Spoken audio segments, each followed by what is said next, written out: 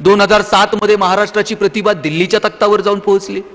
2008-2009 पर्यंत प्रत्येकाच्या दारात नॅनो येईल का याची स्वप्न आपण बघायला लागलो.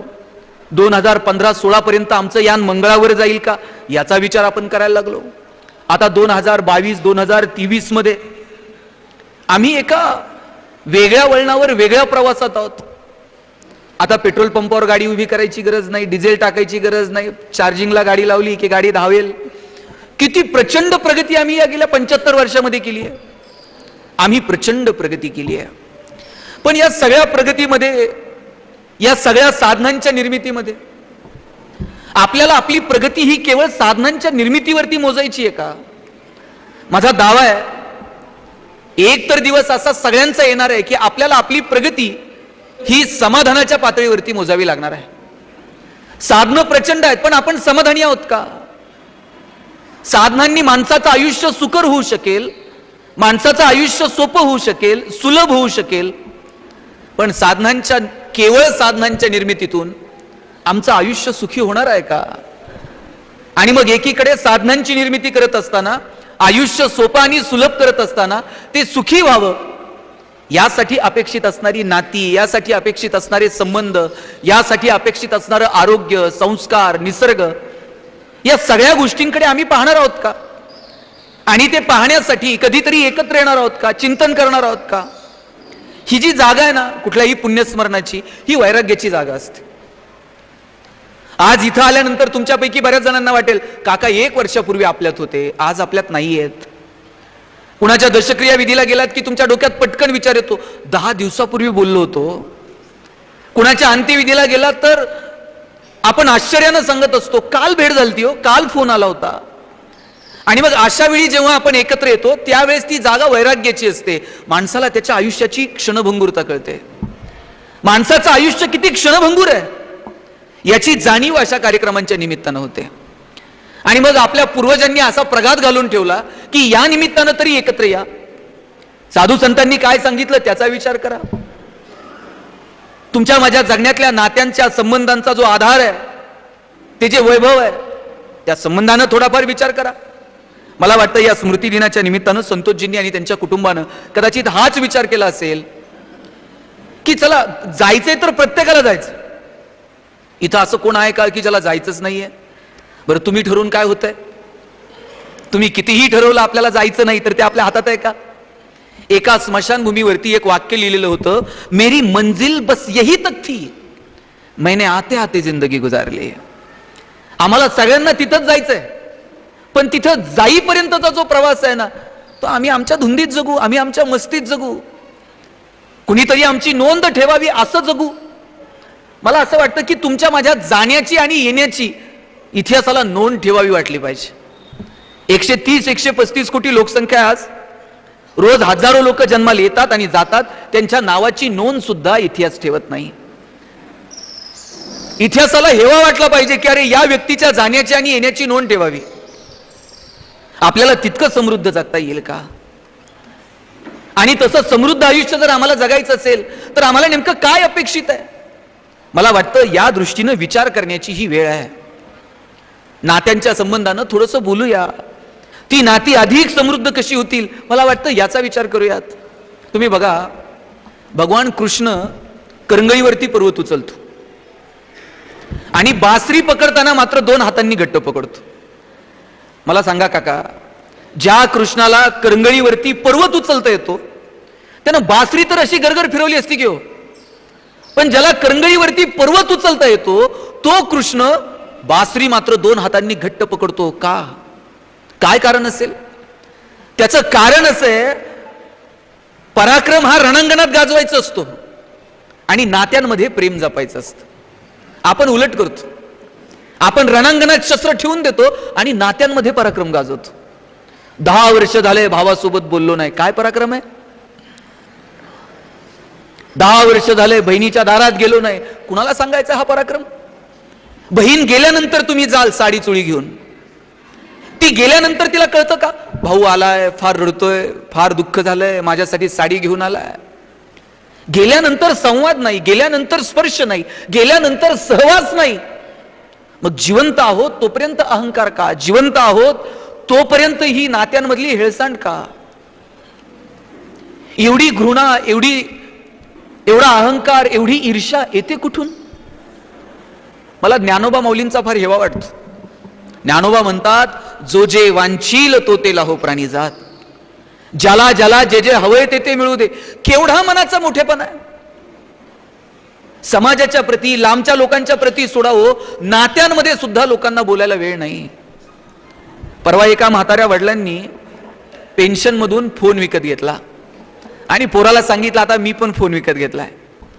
पोरग म्हटलं, बाबा आता या वयात तुम्हाला कशाला फोन हवाय आणि तुम्हाला कुणाला फोन लावायचे?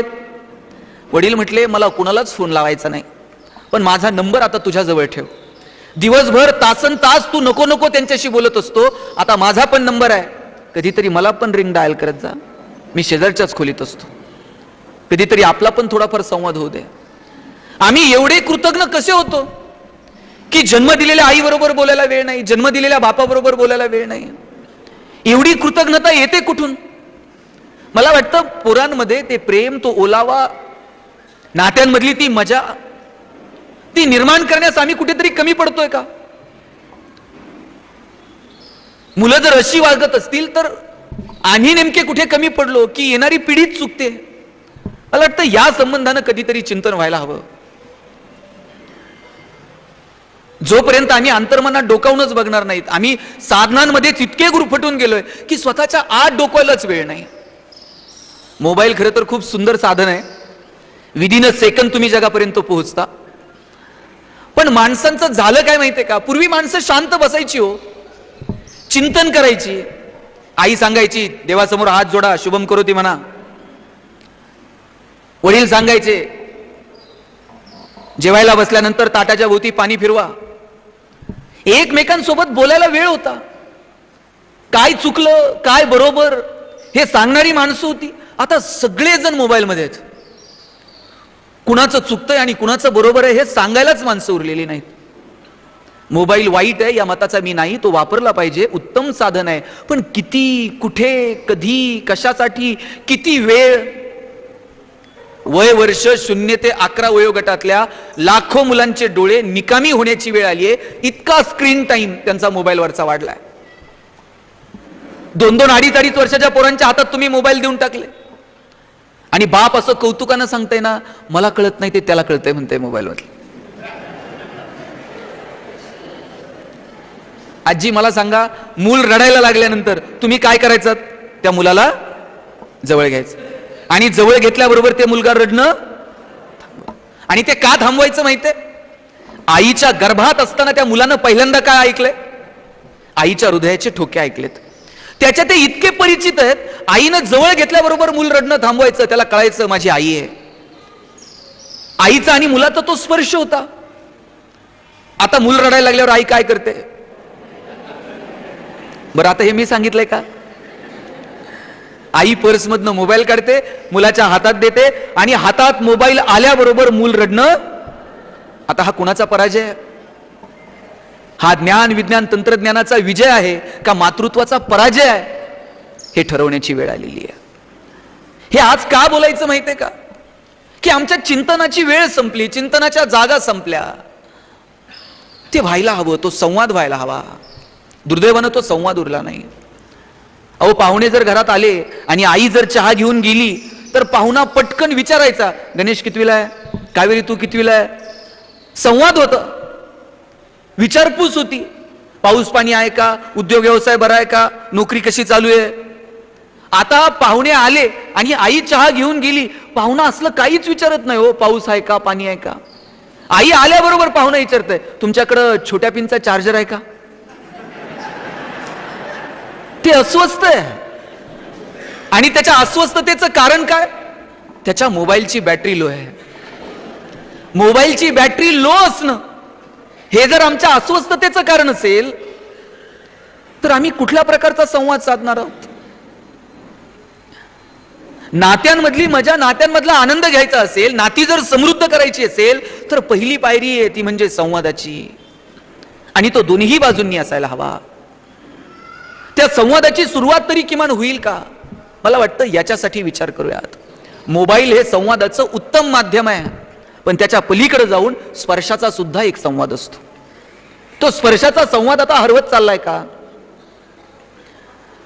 वडील पोराच्या पाठीवर थाप मारत होते, मूल धावत धावत जाऊन वडिलांना मिठी मारत होतं. त्या स्पर्शामध्ये काय मजा आहे? मला सांगा, आजही तुम्ही माहेरी गेलात आणि आईनं नुसता गालावरून हात फिरवला, प्रवासाचा सगळा शीन हलका होऊन जातो की नाही? आईच्या स्पर्शामध्ये ती मजा आहे, तो आनंद आहे. आईनं नुसतं जवळ घेऊन गालावर ओठ लावले तरी स्वर्ग सुखाची अनुभूती मिळून जाते. त्या स्पर्शामध्ये ती मजा आहे. आता मी बघतो बायका लिपस्टिक पुसेल म्हणून पोरांना फ्लाइंग किस द्यायला लागल्या. चलो बाबाय, स्पर्श नाही हो. 10-10 वर्षाची पोरं होईपर्यंत बापाच्या पायावर पाय टाकून झोपत होती. आता 2-2 वर्षाच्या मुलांचे सेपरेट बेडरूम आहेत. जुन्या काळात आई बापाला शरीराचे धर्म नव्हते का? होते, पण त्यांनी ते जोपासत असताना ठराविक वयापर्यंत मुलांचे स्पर्श तुटू दिले नाहीत. आता 2-2 वर्षाच्या मुलांचे जर सेपरेट बेडरूम असतील, नाही ना त्यांनी म्हातारपणी आपला बेड गावाच्या बाहेर काढला, तर लक्षात ठेवा, ठराविक वयापर्यंत तो स्पर्श असला पाहिजे, ठराविक वयापर्यंत तो संवाद असला पाहिजे, मुलाचा आणि बापाचा स्पर्श असला पाहिजे. माझ्या तरुण पोरांना विचारेल, किती दिवस झाले आपल्या वडिलांसोबत स्पर्श नाहीये? किती दिवस झाले आपल्या वडिलांसोबत साधा हाताला हात लागलेला नाहीये?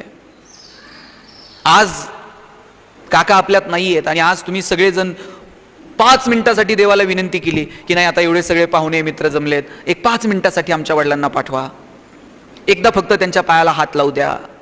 आता शक्य आहे का? माणसं गेल्यानंतर भेटत नाहीत.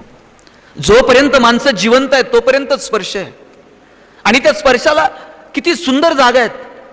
सकाळी घरातून बाहेर पडलात ना, आईच्या पायावर फक्त डोकं ठेवून बघा, आई जीव ओवाळून टाकते, माझं आयुष्य पण तुला लाभू दे. बापाच्या पायाला फक्त हात लावून बघा, बाप असा पाठीवर थाप मारतो, पठ्ठ्या सुखात राहा म्हणतो. हे जे स्पर्श आहेत ना, त्या स्पर्शाची मजा काही और आहे. मला वाटतं ज्यांच्या नशिबानं घरात आईबाप जिवंत आहेत त्यांनी तो स्पर्श ठेवला पाहिजे, त्यांनी तो संवाद ठेवला पाहिजे. घरातली म्हातारी माणसं या ट्यूबलाईट इतका प्रकाश देत नाहीत, पण त्यांचं देवघरात निरंजनासारखं तेवत राहणं महत्वाचं असतं. ते विझून गेलं ना, मग त्या लोकांची किंमत कळायला लागते. घरातले म्हातारे वडील आता ते दुकानावर जाऊन बसू शकत नाहीत, पण त्यांनी खुर्ची टाकून घरात नुसतं बसून जरी राहिलं ना तरी घरात एक रुपा बसतो.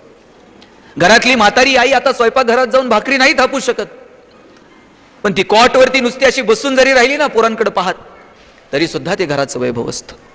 म्हणून ज्यांच्या नशिबानं घरात म्हातारी माणसं आहेत त्यांना जपलं पाहिजे. आपल्याकडे बाप नावाची गोष्ट प्रचंड दुर्लक्षित आहे. खरं तर वडील बोलून दाखवत नाहीत, त्यांच्या भावना व्यक्त करत नाहीत. बाप प्रत्येकाचं एक वेगवेगळं स्थान आहे. आईचं एक वेगळं स्थान आहे, तसं बापाचं सुद्धा एक वेगळं स्थान आहे. ठेच लागली का आपण पटकन आई ग म्हणतो, पण समोर साप आला तर बाप रे. प्रत्येकाचं वेगळं स्थान आहे. आई कमी नाही किंवा बाप कमी नाही. तुम्ही नात्यांची तुलना कमी जास्त कधी करू शकत नाहीत. प्रत्येकाचं एक वेगळं स्थान आहे. पण बापाचं हे असं असतं की त्याला बोलता येत नाही, त्याला त्याचं दुःख सांगता येत नाही, तो रडत नाही. आणि बापाचं आणि मुलीचं नातं काही वेगळंच आहे. म्हणजे बाप स्वतःला चप्पल घालणार नाही, पण पोरगी कॉलेजला निघाली की तिला शूज घेऊन देणार. स्वतः सायकलवर कामाला जाईल, पण पोरीला कॉलेजला 2 व्हीलर घेऊन देणार. तिला बोटाला धरून चालायला शिकवणार, तिला बोलायला शिकवणार, तिला खांद्यावर घेऊन सगळ्या बाजारात मिरवणार. बाप जेव्हा पहिल्यांदा कॉलेजला मुलीला सोडवायला जातो ना, तेव्हा त्याच्या मनाची घालमेल काही और असते. पोरगी जोपर्यंत कॉलेजमधून येत नाही तोपर्यंत त्याचं लक्ष त्या कॉलेजच्या वाटेकडे असतं. 1-1 रुपया काढून ठेवतो पुरीच्या लग्नासाठी. तुम्ही आठवून बघा, तुम्हाला त्यांनी पहिल्यांदा चालायला शिकवलं, बोलायला शिकवलं. सायकल जेव्हा वडिलांनी तुम्हाला चालायला शिकवली, आल्हादपणे तुमचा हात काढून घेतला होता. आई कदाचित ओरडली असेल, अहो हात राहू द्या, पण बापाला माहित आहे कधीतरी हात सोडायचा आहे. आता तो सोडला पाहिजे तरच तिला सायकल चालवता येईल. तो सायकलचा हात सोडून देतो. तुम्ही तुमच्या पायावर उभं राहिलं पाहिजे, तुम्ही तुमचा प्रवास केला पाहिजे, हीच भावना असते प्रत्येक बापाची. तुमच्या लग्नात तर बाप असा फेटा घालून तुरा काढून मिरवत असतो सगळ्या मांडवात, अभिमानानं पुरीचं कल्याण झालं म्हणतो. दिवसभर त्याची मान अशी उंच असते, पण कन्यादान झालं ना मग मात्र मान खाली घालतो, जावायच्या हातात हात देतो आणि सांगतो तळ हाताच्या फोडाप्रमाणे जपलंय, सांभाळून घ्या जावाय बापू. दिवसभर त्याच्या डोळ्यातून अश्रूचा एक थेंब येत नाही, पण तुमची गाडी एकदा निघून गेली ना मग मात्र खांबाच्या पलीकडे जाऊन एकटाच रडतो तो बाप असतो. बाप ह्या नात्याची जागा तुम्ही कशानंच भरून काढू शकत नाही अशी असते. तुम्हाला खर्चटलं तरी त्याला वेदना होतात, तुमच्या डोळ्यात पाणी आलं तरी त्याचं हृदय फाटून जातं, इतकं प्रेम असतं मुलीचं आणि बापाचं. आता बघा, वडील रिटायर होतात, रिटायर झाल्यानंतर ते घरी असतात, ते वारंवार आपल्या मुलीला फोन करतात. 8 दिवसातून तरी ते तुम्हाला व्हिडिओ कॉल करतील, मिस कॉल देतील, कामात असेल का काय मेसेज करतील. तुम्ही गडबडीत आहेत असं लक्षात आलं ना मग म्हणतील काही नाही, सहज बाळा फोन केलता, कर तुझं काम.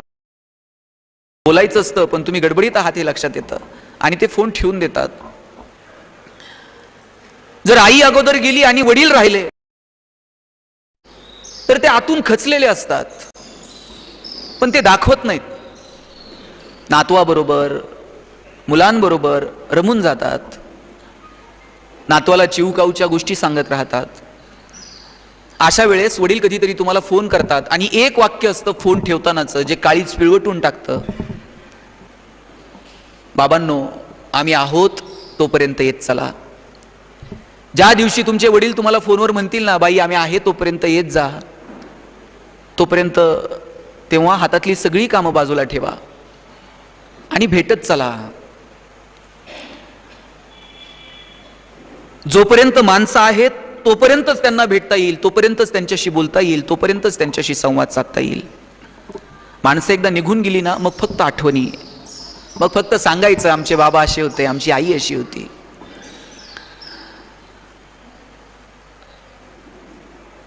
या आणि माणसासोबत देव इतका सुंदर वागलाय, इतका सुंदर वागलाय. जन्माला येण्याची बातमी देव 9 महिने आधी सांगतो. कुणीतरी जन्माला येणार आहे त्याचे संकेत 9 महिने अगोदर मिळतात आपल्याला. मग आपण तयारी करतो, सेम टी शर्ट बी शर्ट, ते सगळं कार्यक्रम वगैरे छान असतं सगळं. कुणीतरी तुमच्या घरात जन्माला येणार आहे याचे संकेत देव आपल्याला 9 महिने आधी देतो. पण कुणीतरी जाणार आहे याचे संकेत भगवंत 9 मिनिट पण आधी देत नाही. याच्यापेक्षा सुंदर काय वागावं देवानं आपल्यासोबत. आणि जर आपल्याला 9 महिने आधीच पत्र आलं असतं, हा तुमचं आवरलंय, हिशोब करून घ्या, तर आपण राहिलो असतो का हो पुढचे 9 महिने. पत्र आल्याबरोबर लोक गेली असती. याच्यापेक्षा देवानं आपल्यावर काय उपकार करावेत. आपण जाणार कधी आहोत हे आपल्याला माहित नाही, म्हणून आपण नात्यांच्या बाबतीत कदाचित गाफील राहतो. आपल्याला वाटतं भेटता येईल की, बोलता येईल की, कुठं जात आहेत, ही मीटिंग महत्वाची आहे, हे अमुक महत्वाचं आहे. माणसाशी पाखरांसारखी भुरकन उडून जातात. गावाच्या पलीकडे गेली तर परत येतील, शहराच्या बाहेर गेली तर परत येतील, घराच्या बाहेर गेली तर परत भेटतील. पण या जगातून एकदा निरोप घेतला तर परत भेट नाही. परत मग फोटोच्या अल्बममध्ये शोधायचं, कुठल्या तरी आठवणींमध्ये त्यांना आठवायचं. आठवणींमध्ये आठवावं याच्यासाठी आठवणी क्रिएट कराव्या लागतील. त्या आठवणी क्रिएट करण्यासाठी त्या नात्यांना वेळ द्यावा लागेल. इतके कृतज्ञ होऊ नका की आपल्याला नातीच आठवणार नाहीत. मी म्हणत नाही पैसे कमवू नका, साधनांच्या मागे धावू नका. जेवढी साधनं निर्माण करायची तेवढी कमा, जेवढे पैसे कमवायचे तेवढे कमवा. पण आपण हे सगळं कुणासाठी कशासाठी करत आहोत याची बेरीज वजाबाकी स्वतःच्या मनात कधीतरी असायला हवी. परवा ते झुंझुनवाला ते गेले आणि त्यांचं एक आर्टिकल आजच्याच वर्तमानपत्रात आलेलं आहे. त्यांनी त्यांच्या भावना व्यक्त केल्यात की 5,000 रुपयापासून मी इन्व्हेस्ट करायला सुरुवात केली आणि आता 46,000 कोटींपर्यंत त्याची सगळी प्रॉपर्टी आहे. आणि तो सांगत होता की याच्या 10% जरी प्रॉपर्टी माझ्याकडे असती तरी मी हीच गाडी वापरली असती, याच घरात राहिलो असतो. मी ज्यावेळेस तारुण्यात होतो त्यावेळेस प्रचंड सिगरेट ओढल्या, प्रचंड ड्रिंक केलं, पण ज्यावेळेस शुगर वाढली आणि व्हीलचेअरवरती आलो त्यावेळेस मला कळायला लागलं की आयुष्यामध्ये या प्रॉपर्टीच्या बरोबरीनं आरोग्यही तितकंच महत्त्वाचं आहे, बाकीच्या गोष्टीही तितक्याच महत्त्वाच्या आहेत. आणि त्या आर्टिकलमध्ये खूप सुंदर आलं की त्याचे वडील त्याला सांगायचे वेळोवेळी म्हटले की मला माझ्या वडिलांनी मला जमिनीवर राहायची जाणीव जर कोणी करून दिली तर मला माझ्या वडिलांनी जाणीव करून दिली.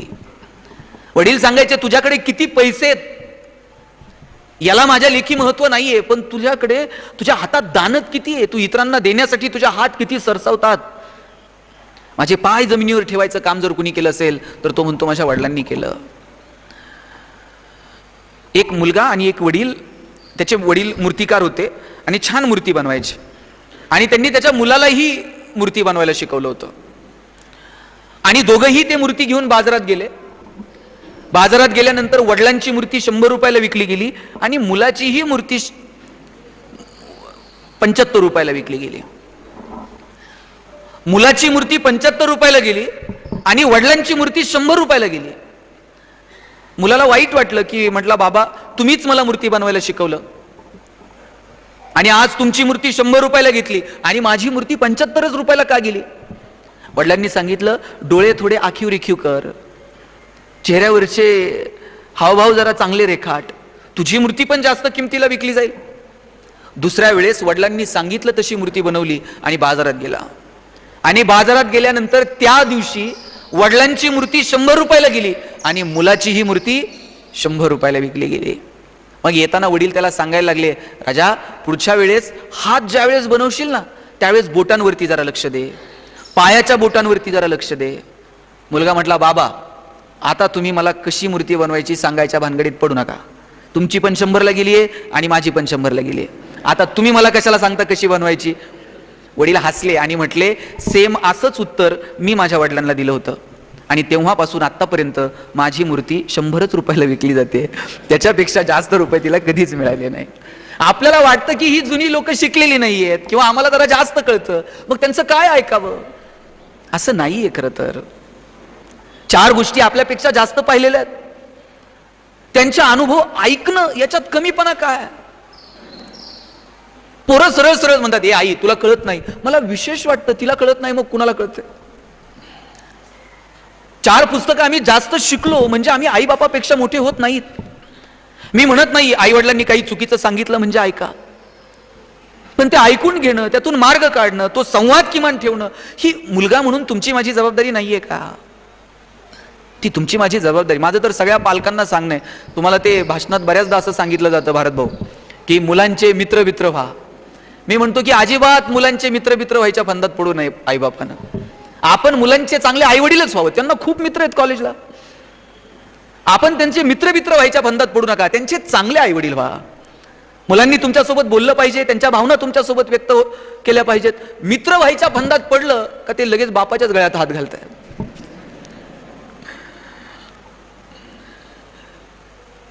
तो संवाद तितक्या पद्धतीनं असावा पण त्या नात्यांमधला आदरही गमावता कामा नये. मला वाटतं याची जबाबदारी पालक म्हणून आपण सांभाळली पाहिजे. मला हेवा वाटतो शिवाजी महाराजांसारखा बाप ज्या वेळेस संभाजीराजांचा इतिहास तुम्ही सगळ्यांनी वाचलाय ऐकलाय. संभाजीराजे आयऱ्यागैऱ्याच्या पोटी जन्माला येऊ शकत नाही, त्याच्यासाठी शिवाजीराजासारखा बापच असावा लागतो. आपण संभाजीराजांना छावा म्हणतो पण बाप सिंह असल्याशिवाय छावा पण जन्माला येत नाही, त्याच्यासाठी बाप सिंह असावा लागतो. संभाजीराजांच्या जडणघडणीमध्ये काय भूमिका आहे शिवाजीराजांची. मिर्झा राजेसोबत तह झाला आणि त्या तहामध्ये एक एक किल्ला मिर्झा राजेला द्यावा लागला. मिर्झा राजेला किल्ले दिले आणि नुसते किल्ले देऊन थांबले नाहीत, औरंगजेबाला भेटायला जावं लागलं. औरंगजेबाला भेटायला गेले, जाताना शिवाजीराजे एकटे गेले नाहीत, एवढ्याचा संभाजीराजा त्या संभाजीराजाला सोबत घेऊन गेले. मधला प्रवास आहे, त्या मधल्या प्रवासामध्ये बाप लेकाच्या काहीतरी गप्पा झाल्या असतील की नाही.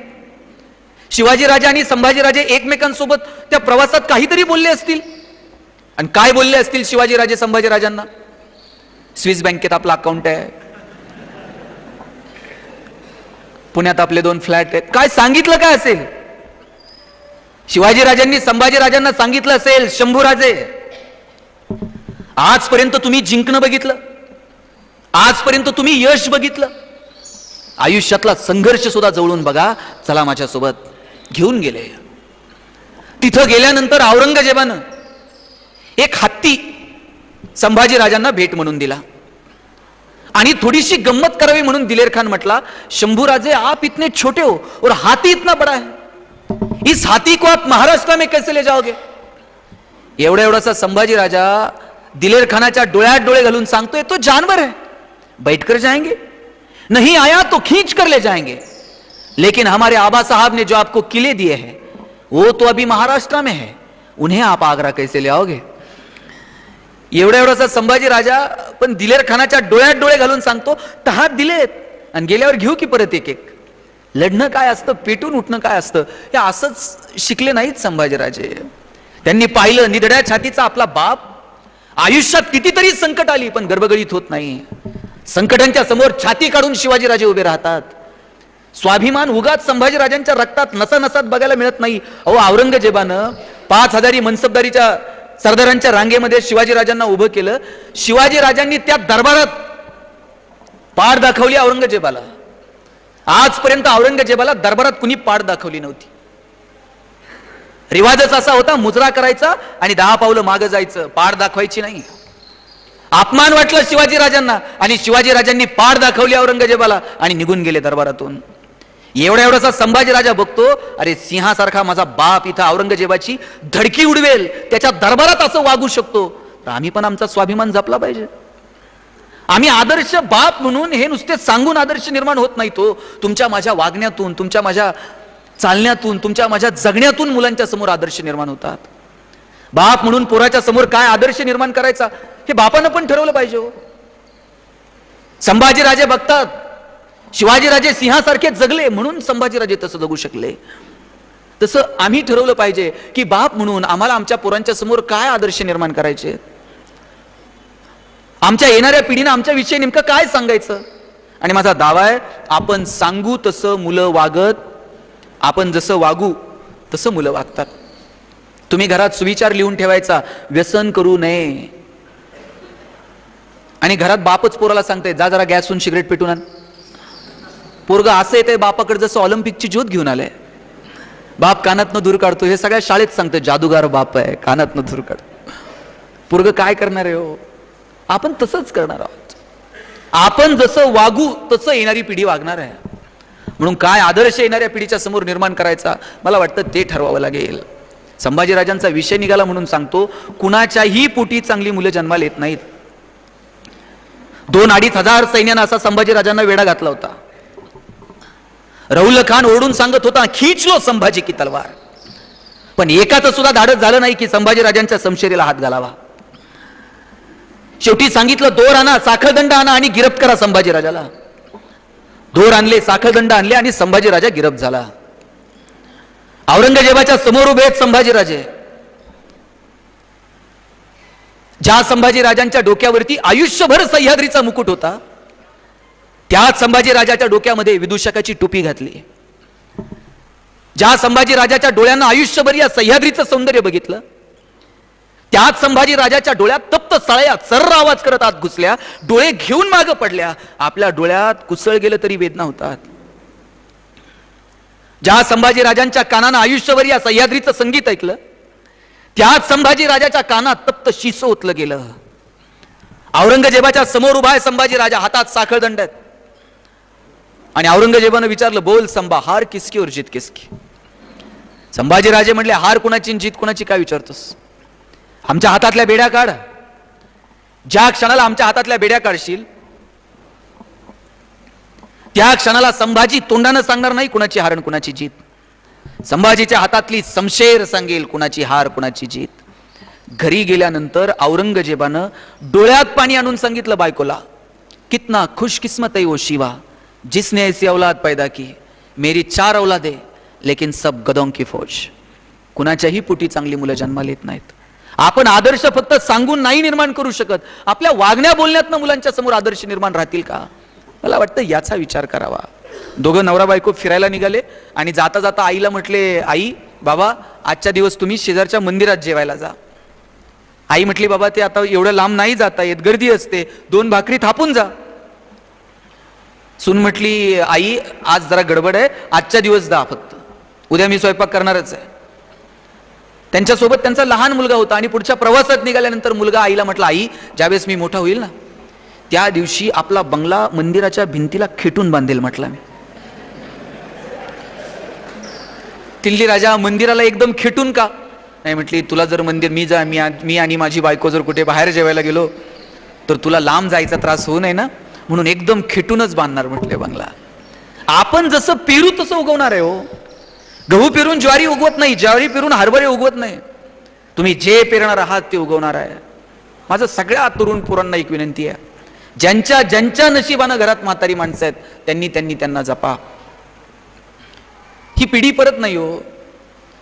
त्या नऊवारीतल्या डोक्यावर पदर घेतलेल्या, ते फेटेवाले टोपीवाले, ही शेवटची पिढी. नंतर औषधाला सुद्धा सापडणार नाही ती माणसं.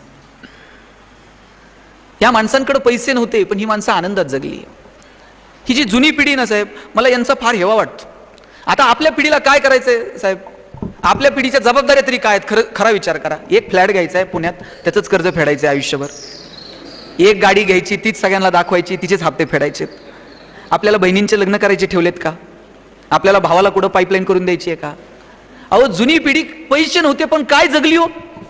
बहिणींचे लग्न केले, भावांचे संसार सेटल केले, पुतणे शिकायला होते, भाचे शिकायला होते. एखादा जर त्यातला शिकला आणि त्याची परिस्थिती जर बरी असली, अहो शहरात जर गावाकडचं माणूस जर ऍडमिट असलं तर हे शेजारच्या माणसाला डबे घेऊन जात होतं.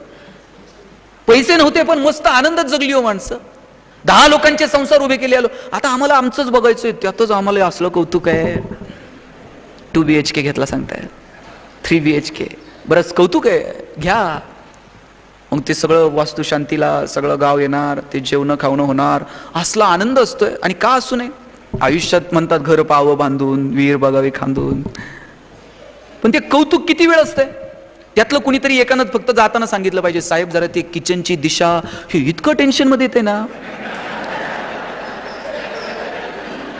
हे पाहुण्याकडे बघत नाही कुणाकडेच बघत नाही, ह्याचं लक्ष फक्त किचन दिशा. साधनं वाढत गेली हो पण आनंद किती होरपळून गेला त्यातला. ह्या जुन्या माणसांकडे पैसे नव्हते पण ही माणसं आनंदी फार होती. मला सांगा, नवीन साहेब नोकरीला लागलात, किती पगार होते हो तुम्हाला? 200-500 रुपये पगाराने तुमच्या नोकऱ्यांची सुरुवात झाली. जर बायको कधी शिर्डीला चला म्हणली तर आपल्याकडे गाडी नव्हती, मित्राची गाडी घ्यायची, दुसऱ्या मित्राकडून 50 रुपये घेऊन त्यात पेट्रोल टाकायचं. निम्म्या रस्त्यात गाडी गेल्यावर पेट्रोल संपत होतं, गाडी वाकडी करायची, टाकीत फुकायचं. कसलं सायन्स होतं. बायको अशी बघायची, कोणत्या मुहूर्तावर याची माझी गाठ पडली, हे कसला सायंटिस्ट आहे. अशाही परिस्थितीत बायकोनं नुसता खांद्यावर हात ठेवू द्याव, कित्येकांच्या गाड्या बिना पेट्रोलच्या शिर्डीला गेल्यात. पैसे नव्हते पण आनंद किती होता. आता AC गाड्या आहेत नवरा बायकोकडं, AC गाड्यांमध्ये नवरा बायको फिरतात. बायको तिकडच्या खिडकीतनं तिकडे बघते, नवरा इकडच्या खिडकीतनं इकडे बघतो, आणि ड्रायव्हर मधल्या आरशातनं दोघांकडे बघत असते. हे बोलत का नाहीत?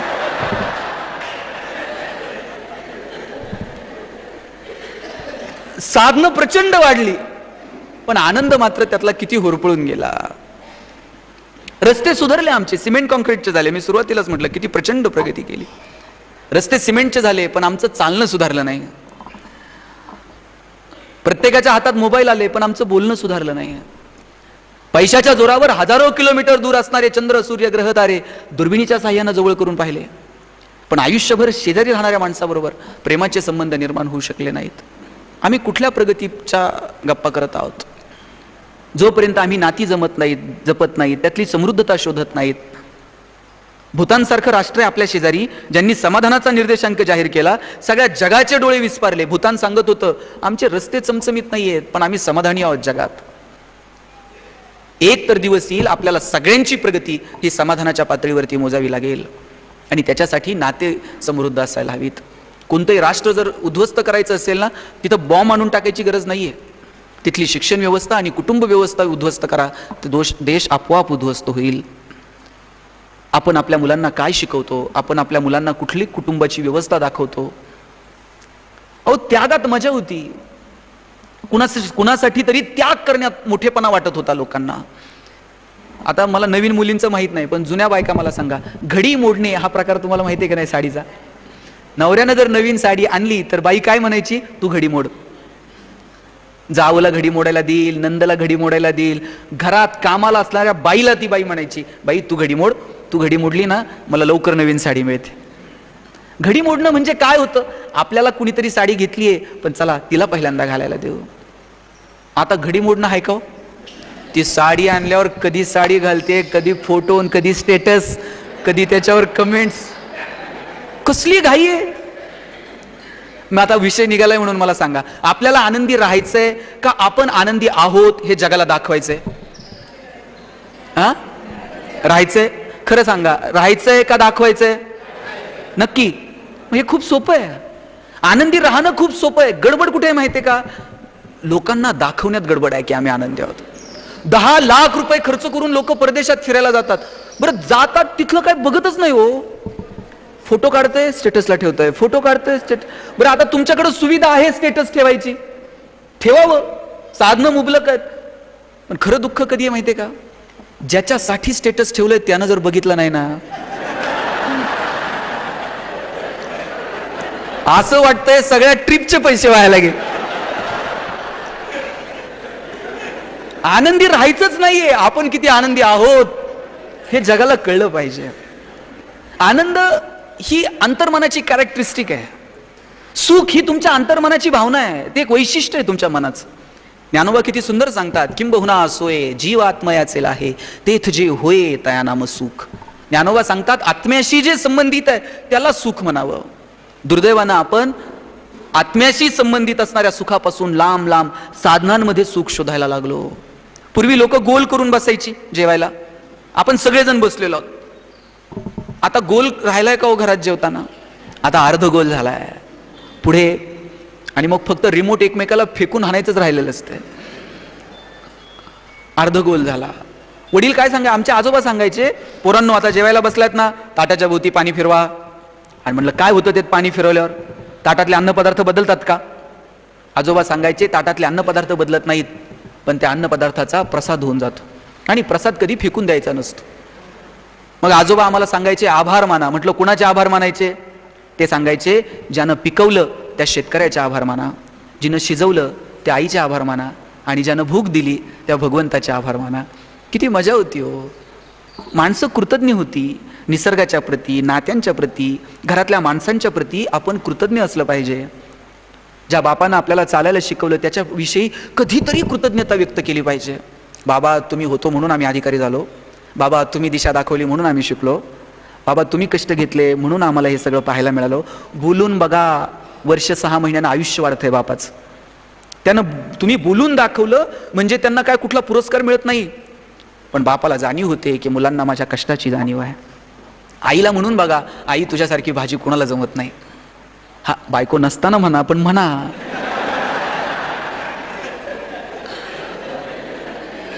नंतर तिलाही म्हणा तुझ्या हाताची टेस्ट काही वेगळीच आहे म्हणायचं. काय लागतो कौतुक करायला, काय लागतो? आणि कुणाला कौतुक आवडत नाही मला सांगा? अहो भगवंताला सुद्धा त्याचं नाव घेतलेलं आवडतं. आपण तर माणसं आहोत. कौतुक करून बघा.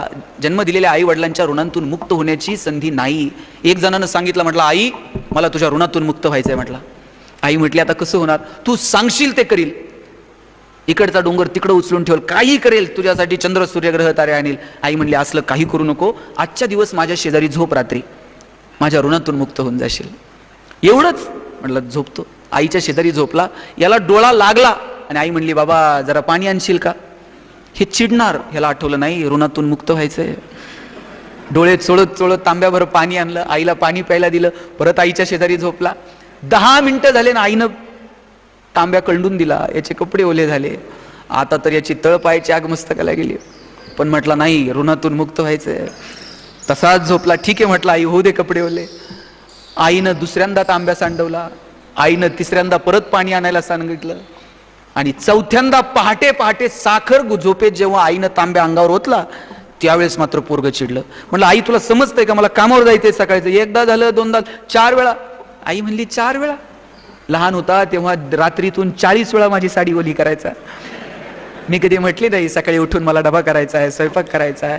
आईच्या ऋणातून मुक्त होणं एवढं सोपं नाही. बापाच्या ऋणातून मुक्त होणं एवढं सोपं नाही. आणि मुक्त होण्याचा प्रयत्न तरी का करावा? कशासाठी? आपण कधीही त्या ऋणातून मुक्त होऊ शकत नाहीत. म्हणून त्या नात्यांना एक वेगळा आदर द्या, तो सन्मान द्या.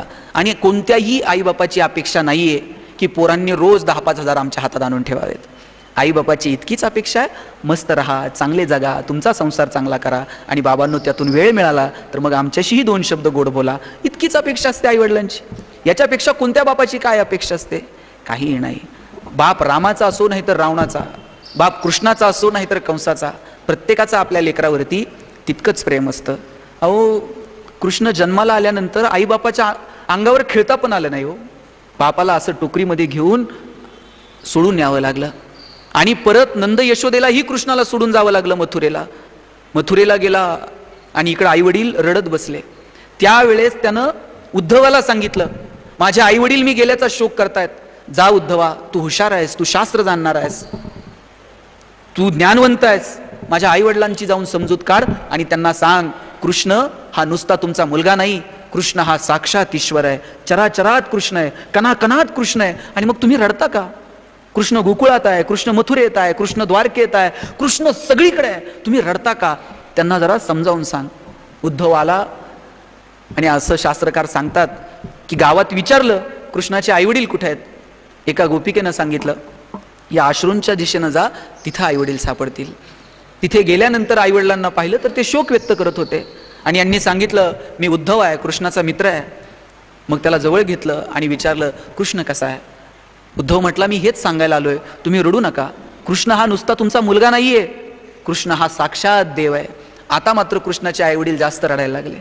उद्धव म्हटला, तुम्हाला समजतंय का? तो साक्षात भगवंत आहे, तो नुसता तुमचा मुलगा नाहीये. कृष्णाचे आईवडील म्हटले, मग तर आता आणखी दुःख झालं. आजपर्यंत वाटत होतं फक्त आमचा मुलगाच आम्हाला सोडून गेलाय, आज कळालं आम्हाला देवच सोडून गेलाय. आता आम्ही आमचं दुःख कुणाच्या समोर मांडायचं? लक्षात घ्या, देवाला प्रत्येक ठिकाणी जाता आलं नाही म्हणून त्याने प्रत्येक घरामध्ये आईवडील पाठवले. तुम्हाला इकडं तिकडं मंदिरात कुठंच देव शोधायची गरज नाहीये. घरात ज्याच्या ज्याच्या आईबाप आहेत त्याच्या त्याच्या ठिकाणी विठ्ठल आहे, त्याच्या त्याच्या ठिकाणी रुक्मिणी आपल्याला सापडणार आहे. आपल्या देव्हाऱ्यात आपल्या काळजात आईबापाला ठेवता आलं ना, तिथंच मथुरा आहे, तिथंच काशी आहे. इकडं तिकडं देव शोधायची गरज नाही. म्हणून ज्यांच्या ज्यांच्या नशिबानं आहे त्यांनी जपा. अहो, मी किती उदाहरणं सांगू तुम्हाला. ज्ञानोबांना इंद्रायणीमध्ये पाऊल ठेवू दिला नाही लोकांनी. पाऊल ठेवायला लागले तर तिथली लोक म्हटली, इंद्रायणीमध्ये जर पाऊल ठेवला तर इंद्रायणी अपवित्र होऊन जाईल. ज्ञानोबांनी धाडसानं पाऊल ठेवलं आणि सांगितलं, या ओंजळीत दिसणारा चंद्र, इंद्रायणीच्या पात्रात दिसणारा चंद्र आणि गंगेच्या पात्रात दिसणारा चंद्र वेगळा आहे का? मग आम्ही इथं पाऊल ठेवल्यानंतर ही इंद्रायणी अपवित्र होईल कशी? ही साक्षात गंगा आहे. लोकांनी सांगितलं, हुज्जत घालू नको. दगड दोंडे घेऊन ज्ञानोबांच्या पाठीमागे लागली लोक. ज्ञानोबा पळत पळत जाऊन झोपडीमध्ये जाऊन बसले. जाताना पडले, हाताला खरचटलं. ती जखम तशीच लपवली का तर आईला बापाला वाईट वाटू नये आपलं दुःख बघून. घरी गेल्यानंतर आईने विचारलं, ज्ञाना रडतो का? सांगितलं, काही नाही, येताना खरचटलो म्हणून डोळ्यात पाणी आलं. त्या दिवशी रुक्मिणीनं नवऱ्याला सांगितलं, विठ्ठल पंतांना, आपल्या पोरांना माणूस म्हणून जगता यावं याच्यासाठी पैठणला जा, तिथल्या विद्वानांना शुद्धीपत्र मागा आणि आपल्या पोरांना तरी माणूस म्हणून जगू द्या. विठ्ठलपंत पैठणला आले, हात जोडून त्या सभेत उभे राहिले आणि सांगितलं, द्याल ती शिक्षा आम्ही बघू, पण आमच्या पोरांना माणूस म्हणून जगू द्या. आणि सभेनं पोथ्यांची पानं चाळली आणि सांगितलं, एकच शिक्षा, देहांत प्रायश्चित. आपल्या लेकरांना माणूस म्हणून जगता यावं म्हणून विठ्ठलपंत आणि रुक्मिणीनं दोघांचा देह त्या पात्रात बुडवून टाकला, का तर फक्त पोरांना माणूस म्हणून जगता यावं. कोण कोण एवढं ओतप्रोत प्रेम तुमच्यावरती करतं? साने गुरुजींची कथा आपण सगळ्यांनी ऐकली आहे. प्रियसीनं सांगितलं, आईचं काळीज घेऊन ये. काळीज घेऊन निघाला, ठेच लागली, काळीज खाली पडलं आणि त्यातूनही आवाज आला, बाळा लागलं नाही ना? ज्ञानोबा सांगतात, लेकुराचे हित वा हे माऊलीचे चित्त, ऐसी कळवळ्याची जाती करी लाभा विन प्रीती. लाभा विना प्रीती करणारं जर कोण असेल तुमच्यावरती तर केवळ तुमची आई आणि तुमचा बाप. या 2 गोष्टी जर जगात सोड, मला सांगा आपण किती प्रगती केली, सांगायची कुणाला हो? मोठा बंगला बांधला, बापाला सांगा, हेवा वाटतो बापाला, आमची परिस्थिती नव्हती, पोरांनी कष्टाने उभं केलं. आईला तुमचा हेवा वाटतो, सायकल नव्हती, पोरानं गाडी घेतली. आई बाप गेल्यानंतर आपली प्रगती पाहून आनंद होईल अशी किती माणसं आपल्या आयुष्यात आहेत, स्वतःला विचारा. खरं तुमच्या प्रगतीत खुश होणारं, खरं तुमच्या छोट्या छोट्या गोष्टींमध्ये आनंद मानणारं या जगात जर कोण आहे तर फक्त आई आणि वडील आहेत. आणि म्हणून त्यांना जपा, ईर्ष्या मनात ठेवू नका. मला असं नेहमी वाटतं, आई आणि बाप आहेत ना, ह्या भावना आहेत, ही नुसती नाती नाही आहेत स्त्री पुरुषांमध्ये विभागलेली. बाप असणं हे वेगळं नातं आहे. आई असणं हे एक वेगळं नातं आहे. आई असणं हे निव्वळ तुमच्या स्त्रीत्वाशी निगडीत नाही, आणि बाप असणं हे निव्वळ तुमच्या पुरुषत्वाशी निगडीत नाही. कितीतरी स्त्रिया अशा आहेत की नवरा गेल्यानंतर बापासारख्या उभ्या राहिल्या खंबीरपणे पोरांच्या पाठीमागं. आणि आई असणं हे जर निव्वळ तुमच्या स्त्रीत्वाशी निगडीत असतं ना, निव्वळ तुमच्या प्रसूती वेदनांशी निगडीत असतं ना, 750 वर्ष 21 वर्षाच्या तरुणाला लोक माऊली म्हटले नसते. आज एवढ्या वर्षानंतर सुद्धा ज्ञानोबांना लोक माऊली म्हणतात. कारण काय? ती एक भावना आहे. ज्ञानोबांचे अभंग बघा, ऋणू झुनू रे भ्रमरा, सांडितो अवगुणू. अवगुण या शब्दाला अवगुणू म्हणावं, इतकं गोड काय कोण बोलतो? किती गोड आहे बोलण्यामध्ये. आणि उकाराची भाषा कोण बोलतं? आई बोलते. बाहेर जग तुम्हाला बाळासाहेब म्हणेल, आई काय म्हणते? आई उकाराची भाषा बोलते. ती भाषा ज्ञानोबा बोलले, म्हणून ज्ञानोबांना लोकांनी माऊली म्हटलं. ज्ञानोबांनी सांगितलं कसं बोलावं. मी एकच सांगतो, नाती जर जपायची असतील ना, गोड बोला, चांगलं बोला, कौतुक करा. चुका सांगायच्या असतील ना तर कानात सांगा, आणि कौतुक करायचं असेल ना 4 चौघात करा. आपण उलट करतो, 4 चौघात चुका दाखवतो आणि कौतुक कानात करतो. तुमचं पोरग खोड्या करताय ना, पाहुणे आल्यावर म्हणायचं नाही बावळट आहे. कोणाचं आहे? आणि आपण का म्हणावं? आणि पाहुण्यासमोर बावळट म्हणून ते ऐकतंय का? पाहुण्यासमोर म्हणायचं आमचा दादा इतका हुशार आहे ना, दादा लगेच पुस्तक घेऊन बसतंय पाहुण्याच्या पुढं. ते हुशारी सिद्ध करायची एक पण संधी सोडत नाही. आणि तुम्ही जर म्हणले ना बावळट आहे, ते थांबतच नाही घरात. ते बाहेर जात आहे, पाहुण्याच्या बुटात पाणी होतील, लेसला लेस बांधील. ते बावळटपणा सिद्ध करण्याची एक पण संधी सोडत नाही. मग चांगल्या गुणांचं कौतुक करा, चुकत असेल तर कानात. मग चांगल्या गुणांचं कौतुक करा, चुकत असेल तर कानात सांगा. ज्ञानोबांनी सांगितलं कसं बोलावं.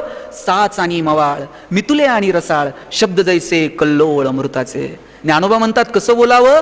साच आणि मवाळ, मितुले आणि रसाळ, शब्द जैसे कल्लोळ अमृताचे. अमृताचे कल्लोळ बाहेर पडावेत असं बोला. आपण कसं बोलतो? परवा एक पेशंट चेक करायला डॉक्टर आले, आणि डॉक्टर सांगत होते चांगलं चुंगलं खात जा, खाण्यापिण्यावर पैसे खर्च करा. बायको बाहेर पळतच आली, म्हणली यांना 10 वेळा सांगितलं खाण्यापिण्यावर पैसे खर्च करत नाही. मग म्हणली असं डॉक्टरच्या मढ्यावर पैसे घालावं लागते. काय बोलावं? ते डॉक्टर परत चेक करते का? ते 2 इंजेक्शन मारून निघून जाते. कसं बोलावं? चांगलं बोलायला काय पैसे लागतात का? चांगलं बोला, चांगला विचार ठेवा. तुम्हाला एक जास्त वेळ तुमचा घेत नाही, तुम्हाला एक गोष्ट सांगतो मी, तुम्हाला कळेल मी का म्हटलं की बाप असणं हे फक्त रक्ताचं नातं नसतं. एक गौराक्का होती, त्या गौराक्काला पत्र आलं होतं. तिचं नुकतंच लग्न झालं, आणि लग्न झाल्यानंतर तिला पत्र आलं की आबाची तब्येत खराब आहे आणि गौराक्का लागलीच निघून ये. पूर्वी अशी पत्र यायची, पूर्वी पोस्टमन यायचे. आता पोस्टमनच सापडत नाही, कारण पत्र पाठवणारी माणसंच नाहीत. आता पोस्टमन आला तरी 2च गोष्टी घेऊन येतो, एक तर पोस्टपेडचं बिल, नाहीतर कर्जाची नोटीस. याच्या पलीकडे काय? कारण कुणी पत्र पाठवणारं उरलं नाही. गौराक्काला पत्र आलं, गौराक्का लागलीच आहे, आबाची तब्येत खराब आहे. गौराक्का निघाली आबाला भेटायला. शेवटचे आता 5 मिनिट घेतो. आबाला भेटायला निघाली, आणि जाताना एसटी मध्ये 6-7 तासाच्या प्रवासात तिला तिचा सगळा जीवन प्रवास आठवला. तिला आठवलं की ती अवघ्या 7 वर्षांची होती त्यावेळेस आबानं तिला दत्तक घेतलं होतं. तिचा मामा तिला सोडवायला आला होता आबाकडं. टोपी घातलेला, धोतर घातलेला, काळं जॅकेट घातलेला आबा. त्या अनोळखी माणसाच्या हातात तिच्या मामानं गौराक्काचा हात दिला आणि सांगितलं, गौराक्का, हा आबाच आता इथून पुढे तुझं सगळं काही आहे. जाताना मी खूप रडले. कोण कुठला अनोळखी आबा? आणि माझ्या मामानं खुशाल माझा हात त्याच्या हातात दिला, आणि ज्यावेळेस मी खूप रडायला लागले त्यावेळेस मोठा बिस्किटचा पुडा माझ्या हातात दिला. 2 वेळा मामानं मागे वळून बघितलं, आणि परत जो चालता झाला, परत मामा कधीच आला नाही. मी 7 वर्षांची होते, आबानी मला लहानाचं मोठं केलं. मी 7 वर्षांची होते तेव्हा आबा 7 वर्षांचा झाला. मी 8 वर्षांची झाले तेव्हा आबा 8 वर्षाचा झाला. आबा माझ्यासाठी लहान मुलासारखा वागत राहिला. रात्री झोपताना 1 ग्लास भरून दूध माझ्या उशाला आणून ठेवायचा आणि सांगायचा, गौराक्का, दूध पिऊन झोपलं की मग चांगली झोप लागते. सकाळी जर उठायला उशीर झाला तर आबाचा आवाज यायचा, गौराक्का उठा आता, का सूर्याला आत बोलू. आबा असं म्हटलं की आम्ही उठायचं, शाळेला जायची तयारी सुरू व्हायची. आबा रोज मला शाळेत सोडवायला यायचा. मी 9वीला गेले तेव्हा आबाला म्हटलं, आबा आता अजिबात तुम्हाला सोडवायला यायचं नाही, आबा म्हटला, का बरं? नाही आबा, मला नाही आवडत, मैत्रिणी मला चिडवतात, रोज तुझे वडील तुला सोडवायला येतात, कशासाठी? मला नाही आवडत आबा. त्या दिवशी आबा काहीच बोलला नाही, तसाच झोपला. दुसऱ्या दिवशी आवाजही आला नाही, गौराक्का उठा. माझी मीच उठले. आबा म्हटला, गौराक्का तुम्ही आता मोठ्या झालात, मला कळलंच नाही, आता नाही यायचं तुला सोडवायला परत. आबा परत कधी सोडवायला आला नाही, पण मी 10वी पास झाले तेव्हा लहान मुलासारखा नाचला होता, साऱ्या गावात पेढे वाटत सुटला होता. आमची गौराक्का पास झाली, गौराक्का पास झाली. माझ्या लग्नामध्ये सगळ्यांना पत्रिका वाटत फिरत होता. म्हटला मामा यायला हवे होते, पण लग्नात मामा आला नाही, कुणी आलं नाही. आबानंच मला वाटं लावलं. आमच्या घराच्या शेजारी एक रामाचं मंदिर होतं, तिथं आबा मला राम रक्षा म्हणायला घेऊन जायचा आणि शेवटी म्हणायचा, गौराक्का रामाला सांगा आमचं रक्षण करा. आबा नेमका काय रामाला मागायचा ते मला कळलं नाही, पण मला सांगायचा की स्वतःचं रक्षण कर, असंच म्हण. आता आबा थकलाय आणि आज पत्र हातात येऊन पडलंय की आबा आता आजारी आहे. सगळा प्रवास उरकत उरकत मी घरी आले. पाहते तर काय, आबा अंथरुणाला खिळून पडलेला होता. पळत पळत गेले, आबा म्हणून हाक मारली. तसा आबा शरीरातले सगळे त्राण एकत्र करून उठला आणि म्हटला, गौराक्का तुझीच वाट बघत होतो. गालावरून हात फिरवला, तसाच आबा खाली पडला. आबाचा श्वास वाढला होता. आबाला म्हटलं, आबा काय होतंय तुला? गौराक्का मी तुझीच वाट बघत होतो. ती समोरची लाल पिशवी आहे ना, त्यात मी माझं मृत्यूपत्र करून ठेवलंय. पुरी सुखी राहा असं म्हणत आबानं डोळे मिटले. ते कायमचे. परत आबा कधी भेटला नाही. आबाच्या मृत्यूपत्रात आबानं लिहून ठेवलं होतं की माझ्या अकाउंटवरचे काही पैसे आहेत ते गौराक्काला द्या. काही पैसे जिनं मला आयुष्यभर डबा पुरवला त्या शेजारच्या काकूला द्या. काही पैसे शेजारच्या राम मंदिराला दिले होते. राहतं घर हे त्या मंदिरात येणाऱ्या प्रवाशांसाठी ठेवलं होतं. सगळ्या गोष्टींची विल्हेवाट आबानं जिथल्या तिथे लावून आबा कायमचा निघून गेला. सगळे विधी आटपले आणि आम्ही जायला निघालो. त्यावेळेस समोरच्या काळ्या पेटीवरती एक डायरी होती. ती डायरी घेतली आणि एक एक पान उलटायला लागले. तर आबानं त्यात लिहून ठेवलं होतं, गौराक्का मी जन्माला आलो आणि माझी आई गेली. थोडासा मोठा झालो आणि माझे वडील गेले. आईचं प्रेम मिळालं नाही, वडिलांचा हात मिळाला नाही. अशाच लाथाबुक्क्या खात मी लहानाचा मोठा झालो. नंतर एक शेठजी भेटले. त्यांनी मला लिहायला शिकवलं, हिशोब करायला शिकवला आणि मग मी हिशोबाची कामं करायला लागलो. 2 पैसे गाठीला मिळायला लागले. लग्न केलं आणि लग्न झाल्यानंतर 6 महिन्यातच माझी पत्नी गेली. आणि मग मला कळालं माझ्या आयुष्यात जी जी माणसं येतात ती अशी हारून जातात. लोक म्हटली दुसरं लग्न करा, पण परत कुणावरती अशी वेळ येऊ नये माझ्यामुळं, म्हणून मी लग्न केलं नाही. आता म्हातारा व्हायला लागलो तेव्हा कुणीतरी म्हटलं, कन्यादान जर हातातून झालं नाही तर पुढचा जन्म चांगला मिळत नाही. कुणीतरी असलं सांगून ठेवलं, म्हणून आपल्या हातून कन्यादान व्हावं या स्वार्थी हेतूनं खरं तर मी तुला दत्तक म्हणून घेतलं. पण गौराक्का तू कधी माझी झाली हे माझं मलाच कळलं नाही.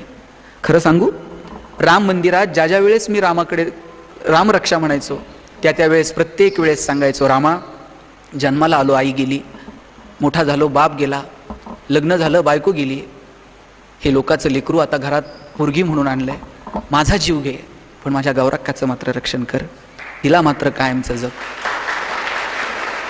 हातातली डायरी तशीच पडून गेली आणि मग मी विचार करायला लागले की आबा नेमका माझा कोण होता. नात्यानं माझा बाप नव्हता, कुणी नव्हता, पण आपलंही आयुष्य माझ्या लेकीला या पुरीला लाभावं याच्यासाठी तो धडपडत राहिला. लक्षात घ्या, आई असणं बाप असणं हे नुसतं रक्तानं ठरत नाही. आई असणं बाप असणं ही एक भावना असते. आज ज्या ज्या वेळेस बाप हा शब्द आठवतो त्या वेळेस आई गौराक्काला आबा आठवतो. मला वाटतं ते प्रेम, ती माया, ते ममता आपल्याला आपल्या आयुष्यात जोपासता येईल का, ती नाती आपल्याला जपता येतील का याचा प्रयत्न करावा. आपल्याला नात्यांची किंमत कळत नाही. खरं तर नाती जेव्हा संपतात ना तेव्हा त्यांची किंमत कळते. दारात एखादं झाड असतं, ते जोपर्यंत आहे तोपर्यंत त्या झाडाकडे आपण बघत पण नाहीत. ते झाड कधीतरी रस्त्यात तुटून जातं आणि मग जाणवतं इथे एक झाड होतं, त्याची सावली होती.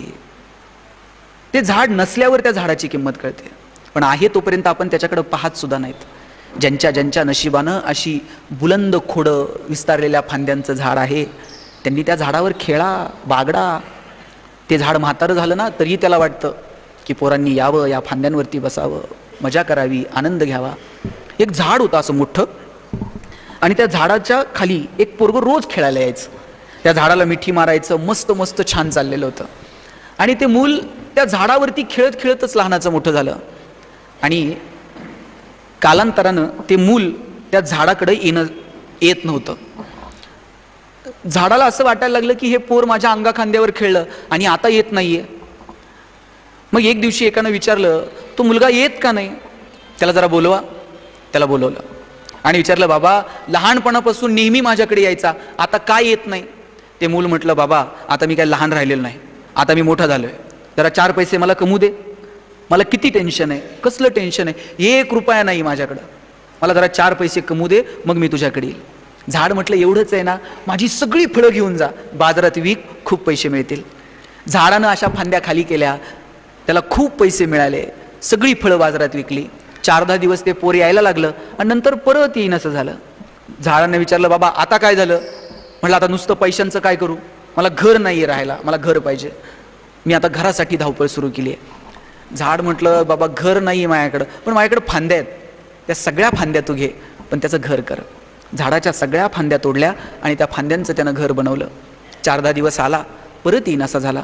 आणि मग म्हटलं, बाबा आता काय झालं, नुसत्या घराचं काय करू, हा समुद्र ओलांडून मला पलीकडे जायचं आहे, पलीकडचं शहर बघायचं आहे, मला त्याच्यासाठी पैशांची जमवाजमव करायची आहे. झाड म्हटलं, आता माझ्याकडं काही नाही, पण एवढं खोड उरलं आहे, या खोडाची तू होडी बनव, छान समुद्र करून पलीकडे निघून जा.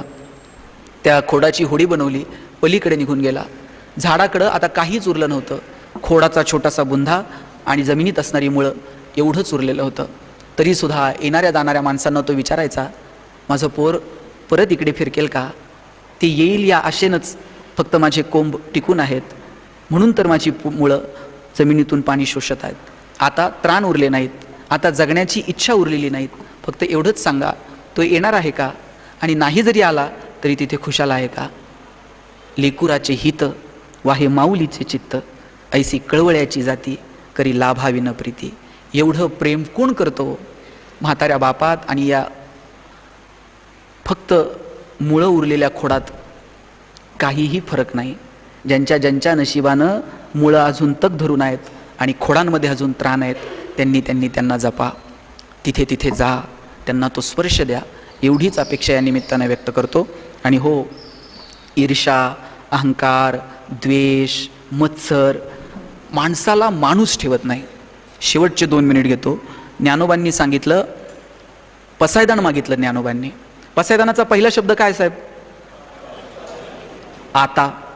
ज्ञानोबांची एवढी मोठी ज्ञानेश्वरी, एवढं शब्द सामर्थ्य, कोणत्याही शब्दानं पसायदानाची सुरुवात करता आली असती, किंवा, पण, परंतु, म्हणून, किंबहुना, काहीही म्हणता आलं असतं. आता हाच शब्द ज्ञानोबांनी का निवडला असेल पसायदानाची सुरुवात करताना. आता हा निरोपाचा शब्द आहे, आता हा निर्वाणीचा शब्द आहे. भाषण झाल्यानंतर मी संतोषजींना भेटेल, नमस्कार करेल आणि म्हणेल, आता येतो. तुम्ही सगळे एकमेकाला भेटाल आणि म्हणाल, आता येतो. आता हा निरोपाचा शब्द आहे. ज्ञानोबांनी निर्वाणीचं मागणं मागितलंय भगवंताला, आता. आणि मागणं सुद्धा कसं हो, आता भगवंता, आता पांडुरंगा, आता विठ्ठला म्हणू शकले असते.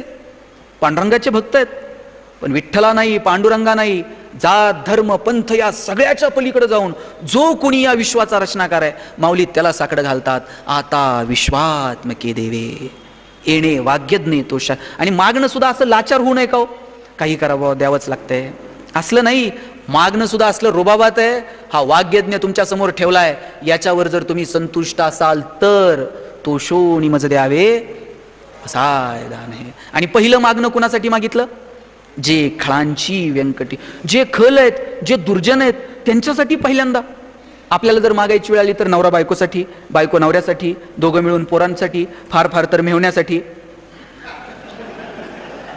हा, डॉक्टर असलं तर मेहुण्यालाच मेडिकल द्यावं लागतं, ते अलिखित नियम आहे.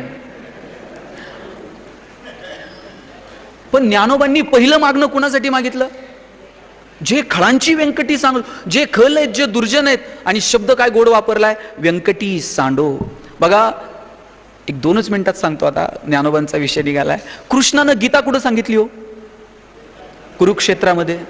मला जगात 2 महान व्याख्याते वाटतात, म्हणजे ज्यांच्या वक्तृत्वाची भारतभाऊ तुम्ही तुलना कशातच करू शकत नाहीत. एक आहेत भगवान कृष्ण आणि दुसरे आहेत ज्ञानोबा. कृष्णाला काय असा AC हॉल होता का? डायस बीएस माईक बीक एकदम ओके, रणांगणात तुम्हाला सगळ्यांना बसायला चेअर बीर, हा अर्जुना खुर्चीवर बस, मी आता माईक बीक लावून मस्त तुला गीता सांगतो ऐक, असलं होतं का? अहो कुरुक्षेत्रावरती जिथं आता शंख फुंकले जातील, जगातले सगळे योद्धे एकमेकांवर तुटून पडतील, रक्ताचे पाट वाहतील, आणि तिथं कृष्ण अर्जुनाला गीता सांगतोय, शस्त्र उचल, धर्माचं आणि अधर्माचं युद्ध आहे. काय अफाट वक्तृत्वाचं सामर्थ्य असलं पाहिजे कृष्णाचं. कुरुक्षेत्रावर गीता सांगतो, आणि नुसती अर्जुनाला सांगितलेली गीता 5000 वर्ष तुम्हाला मला दिशा देऊ शकते. काय अफाट सामर्थ्य आहे कृष्णाचं. आणि त्याच कृष्णाच्या गीतेवरती टीका करणारे ज्ञानोबा सुद्धा, काय कॉन्फिडन्स आहे. इथं कोण प्राध्यापक असं आहे का की ज्यानं सांगावं उद्यापासून तुमची पोरं आमच्याकडे आणून सोडा, कल्याण झालं म्हणून समजा. असं कोण असेल तर मला सांगा, मी 10-5 आणून सोडतो तुमच्याकडं, तुम्ही म्हणाल ती फी देतो. कोण आहे का? अहो काय सामर्थ्य ज्ञानोबांचं. ज्ञानोबा म्हणतात, तरी अवधान ऐकले दिजे, मग सर्व सुखासी पात्र होईजे, हे प्रतिज्ञोत्तर माझे उघडाय का. हे असं तसं नाही, प्रतिज्ञा घेऊन सांगतो. तरी अवधान ऐकले दी, माझ्याकडे फक्त लक्ष देऊन बघा, सगळी सुख तुमच्या पायाशी लोळण घेतील. काय आत्मविश्वास आहे कमालीचा. आणि ते ज्ञानोबा एकीकडे कृष्ण सांगतो, यांच्या संहारासाठी अर्जुना शस्त्र उचल, आणि ज्ञानोबा काय म्हणतात, जे खळांची व्यंकटी सांडो, जे खल आहेत, जे दुर्जन आहेत ते मरो नाही, त्यांच्यातली वाईट बुद्धी सांडो. आणि पुढचं वाक्य बघा काय गोड आहे, तया सत्कर्मी रती वाढो. कधी म्हणतात, रोप छोटा असेल तर वाढो, आणि रोप अस्तित्वातच नाही, बी लावायची काय म्हणायचं, रुजो. ज्ञानोबा असं नाही म्हणत तया सत्कर्मी रती रुजो, ज्ञानोबा म्हणतात तया सत्कर्मी रती वाढो. कारण ज्ञानोबांना ठाऊक आहे, वाईटातल्या वाईट माणसामध्ये सुद्धा थोडी तरी सत्कर्माची वृत्ती शिल्लक आहे. आणि म्हणून ज्ञानोबा म्हणतात तया सत्कर्मी रती वाढो. भूता परस्परे पडो मैत्रजीवांचे. मैत्रजीवांचे शब्द आता मी फ्रेंडशिप डे साजरे करायला लागलो, ज्ञानोबा तेव्हा म्हटले मैत्रजीवांचे. आणि मैत्रजीवांचे हे म्हणजे शेजाऱ्यात भाऊकीत असलं नाही, जे जे जीव अस्तित्वात आहेत त्यांच्यामध्ये मैत्रीचे संबंध प्रस्थापित होऊ दे. दुरितांचे तिमिर जाओ, विश्व स्वधर्म सूर्य पाहो, आणि मग जो जे वांछील तो तेला हो प्राणीजात. ज्ञानोबांच्या ठाई जो मोठेपणा आहे ना, त्याच्या एवढा जरी मोठेपणा आमच्या ठाई आला तरी जगणं समृद्ध होऊन जाईल. काय म्हटले ज्ञानोबा, ज्याला ज्याला जे जे पाहिजे ते ते मिळू दे. आमच्याकडे एकाला देव प्रसन्न झाला आणि म्हटला तुला काय मागायचे ते माग. हा म्हटला देवा एक गाडी दे म्हणला मला. तो म्हणला तुला एक देईल, पण आठ अशी आहे, शेजारच्याला 2 गाड्या द्याव्या लागतील. तो म्हणला मला गाडीच नको. एक बंगला दे म्हणला तुला एक बंगला देईल, पण शेजारच्याला 2. म्हणला गाडी नको आणि बंगला नको. 8 दिवस विचार करून यानं देवाला सांगितलं. म्हणला एक डोळा जाऊ दे म्हणला माझा, शेजारच्याचे 2 गेले पाहिजेत म्हणला. काय मागणे हो. ही ईर्ष्या येते कुठून, हा मत्सर येतो कुठून. हा थोडासा बाजूला ठेवा, जगणं खूप सुंदर आहे. आमच्याकडे एक बाळासाहेब नावाचा माणूस आहे, गावात वाघ आलता साहेब, सगळेजण कडी लावून आत बसले आणि बाळासाहेब चौकात जाऊन बसले होते. याने घरच्यांनी सगळीकडे शोधलं, रानात वनात शेतात विहिरीव इकडं तिकडं, कुठंच नाहीत बाळासाहेब. बाळासाहेब चौकात जाऊन बसले होते. घरचे म्हणले बाळासाहेब वाघ आलाय गावात आणि तुम्ही चौकात बसले. म्हणले वाघ आलाय म्हणून तुम्ही चौकात बसलोय म्हणले. तुम्ही वाघ खाईन, तुम्हाला खाल्लंच पाहिजे म्हणले. वाघानं खावं म्हणून तुम्ही चौकात बसलोय. हो म्हणले वाघ खरंच खाईन. अहो खरंच म्हणले वाघानं मला खाल्लंच पाहिजे. म्हणले का. म्हणले जेव्हा वाघ मला खाईन तेव्हा त्याच्या तोंडाला माणसाचं रक्त लागल, आणि एकदा का त्याला माणसाची चटक लागली मग तर ते आमच्या भावकीला खाईन का नाही म्हणले.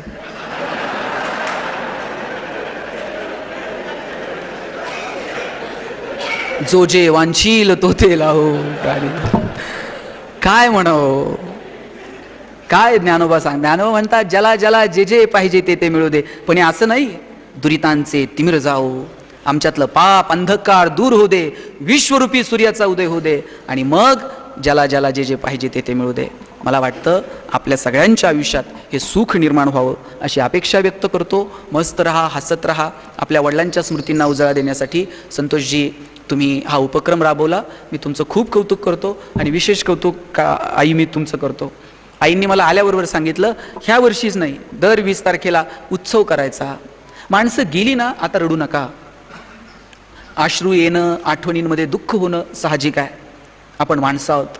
पण जगण्याचा उत्सव करा. त्या लोकांनी त्यांच्या जगण्याचा उत्सव केला, आपण त्यांच्या आठवणींचा उत्सव करू. कृष्णाचं चरित्र वाचावं. कृष्णाच्या आयुष्यात जेवढी दुःख आली तेवढी दुःख कुणाच्याच आयुष्यात नाहीत. पण कृष्ण असा कधी टेन्शनमध्ये बघितलाय का, आता काय करू, आता मथुरा सोडली, लोक मला रणछोडदास म्हणायला लागले.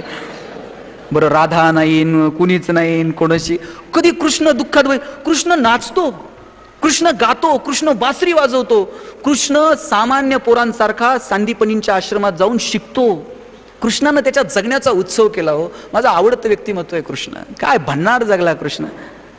मला वाटतं आयुष्याचा उत्सव कर. दोन शब्द आहेत, एक आहे एंटरटेनमेंट आणि एक आहे सेलिब्रेशन. एंटरटेनमेंट म्हणजे तिकीट काढून जाऊन पिक्चर बघायचा, आणि सेलिब्रेशन म्हणजे स्वतः नाच. कृष्ण म्हणला का तुम्ही नाचा मी बघतो, तुम्ही वाजवा मी ऐकतो. कृष्ण स्वतः गायला. असं मस्त धुंदीत जगा, मस्तीत जगा, आयुष्य पुन्हा नाही. शेवटचं वाक्य सांगतो. मी नेहमी म्हणतो हसत राहा, कारण माणसाला हसता येतं, जनावरांना हसता येतं का? शिनकूर करायला तुम्ही गोठ्यात गेलाय आणि एखाद्या म्हशीनं छान स्माईल दिली, असं झालंय कधी? म्हैस म्हणते का प्लीज वेलकम इन गोठा विथ स्माईल? साहेब तुम्ही कधी एखाद्या गाढवाला हसताना बघितलंय का? ज्या दिवशी गाढव हसायला सुरुवात करल त्या दिवशी समजायचं गाढवाचा प्रवास मानवत्वाकडे सुरू झाला, आणि ज्या दिवशी माणूस हसायचं बंद करल त्या दिवशी समजायचं माणसाचा प्रवास तुमचं तुम्हीच ठरवा. आल्यापासून मी दोघं तिघं बघतोय हसलेच नाहीत. ते हसावं वाटलं तरी शेजारच्याकडे बघणार, तू हसतोय का? हसायला काय पैसे द्यावे लागतात का हो? तुम्ही आता त्या ताईंना विचारा, पुण्यात हसायचे क्लास आहेत बरं, ते असं हंटर घेऊनच उभं असतंय. एक म्हटलं का हला काना हा हा हा. तुम्ही चुकून जरी ही केलं तर ते म्हणते चुकला, फाईन भरा म्हणते 50 रुपये. मस्त हसत राहा, आनंदानं जगा, आयुष्य परत नाही. मी सुख नावाचं एक पुस्तक लिहिलं, त्याच्यावर पहिलं वाक्य लिहिलं होतं, no once more, no retake for any moment, so keep smiling. आयुष्याच्या चित्रपटाला रिटेक नाही, आयुष्याच्या गाण्याला वन्स मोर नाही. म्हणून छोट्या छोट्या गोष्टींचा आनंद घ्या. नगर आता इथं आमचे मित्र आलेत भारत भाऊ, त्यांनी माझं लहानपण आम्ही सगळे जवळून पाहिलं. केडगावला आम्ही राहायचो, अख्ख्या कॉलनीत साहेब सगळ्यांची घरं स्लॅबची होती, आमचं एकटंच घर पत्र्याचं होतं. आम्ही आमच्या आईला म्हणायचो आई सगळ्यांची घर स्लॅबची आणि आपलंच पत्र्याचं का? आई म्हणायची तुझे वडील शिक्षक आहेत म्हणून घर पत्र्याचं. म्हणलं शासनाचा GR आहे का शिक्षकांनी स्लॅबची घरं बांधायची नाही? ती म्हणायची कारट्या नशिबान आहेस पत्र्याच्या घरात जन्माला आला. म्हटलं का? ती म्हणायची बघ